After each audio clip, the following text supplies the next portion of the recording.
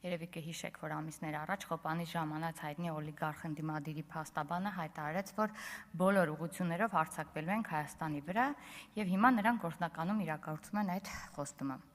Ակնհայտ է, որ ընտրություններին ընդառաջ Հայաստանի վրա հարձակվելու համար կոնկրետ աշխարհաքաղաքական կենտրոնից ծնվող այս շրջանակներին տրված էր հարձակման հրաման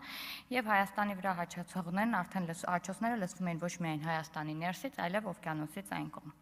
Հայաստանի դեմ հիբրիդային պատերազմի գործիք դարձած այս շրջանակները մեկ հրահանգով, սինխրոն, մեկը մյուսին հերթ չտալով գրեթե նույն օրերին սկսեցին հարցազրույցներ տալ իրենց անձնական օգտագործման քարոզչամիջոցներով, իսկ մի մասն էլ Հայաստանում աշխատած միլիոններով հոդվածներ ու հարցազրույցներ պատվիրեցին հենց Հայաստանի դեմ։ Եթե ընդհանրացնելու լինենք այս բոլոր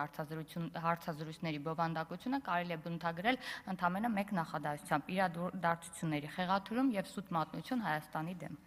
Հայաստանի դեմ գործ տալու հարցում չեմպիոն դարձած Քոչարյանի վերջին հարցազրույցը լսելիս, եթե մի պահ մոռանանք, թե ով է խոսում, ապա միանգամից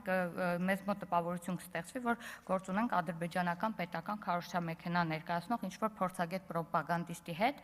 ով առաջ է մղում ադրբեջանական թեզերն ու նարատիվները։ Մի ցայտուն օրինակ։ Իր հարցազրույցում Սույն Անձը ասում է, որ նոյեմբերի 9-ի 9-րդ կետը սիմետրիա ունի Լաչինի Միջանցքի հետ։ Այսինքն նա խոստովանում է, որ ադրբեջանցիները 9-րդ կետով միջանցք էին նկատի ունեցել եւ այսօր հայտարարում է, որ պետք էր կարճել այդ կետից, մեղադրելով ՀՀ վարչապետին այդ կետից հրաժարվելու մեջ։ Փաստացի, եթե 9-րդ կետով նախատեսված էր միջանցք եւ վարչապետը հրաժարվել է այդ կետից, ապա ստացվում է, որ Քոչարյանը վարչապետին մեղադրում է Ադրբեջանին միջանցք չտալու մեջ։ Պետք է նշեմ, որ վարչապետը բազմիցս այս փաստաթղթին անդրադառնալուց հայտարարել ու շեշտել է, որ միջանցք եզրույթն այս փաստաթղթում օգտագործվում է բացառապես Լաչինի միջանցքի վերաբերյալ։ Ու չնայած այս ամենին, ինչու է Քոչարյանը ցանկանում կարճել մի կետից, որն իր բնորոշմամբ սիմետրիա ուներ Լաչինի միջանցքի հետ։ Պատասխանը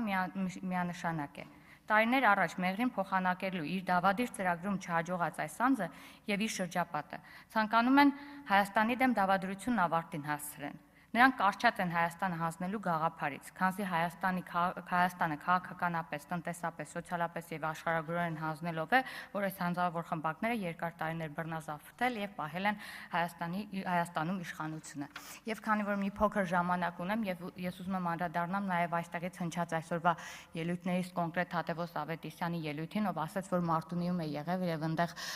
մարդիկ ունեն բոռոքման համակարգի խնդիր եւ հետաքրքիր էր, որ գործընկեր այդ ընթացքում գործընկեր նախկինում Զոլաքար համայնքի ղեկավարը ժպտում էր կարծես եւ ես պետք է անպայման նշեմ, որ պետք է իր ընկերոջը հուշեր, որ մենակ Զոլաքար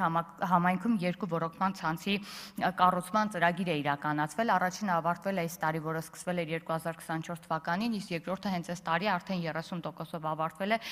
եւ մնացածը կանգ է առել, որովհետեւ բոռոքման աշխատանքներ են իրականացվում, այդ առումով է կանգ առել նաեւ եղանակային պայմաններով, իսկ Մարտունիում բոռոքման համակարգի կառուցման ծրագիրը մեկնարկելու է 2026 թվականին եւ ես ուզում եմ կոչ անել մեր գործընկերներին, եթե համայնք են այցելում, բացի այն